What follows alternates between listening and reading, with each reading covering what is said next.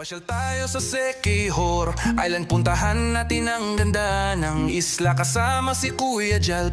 Isang araw tayo'y mamasyal sa isla ng Siquijor. Upang pagod natin matanggal, kailangan nating maaliw bago tayo tuluyang mabaliw sa ganda ng isla ng Siquijor.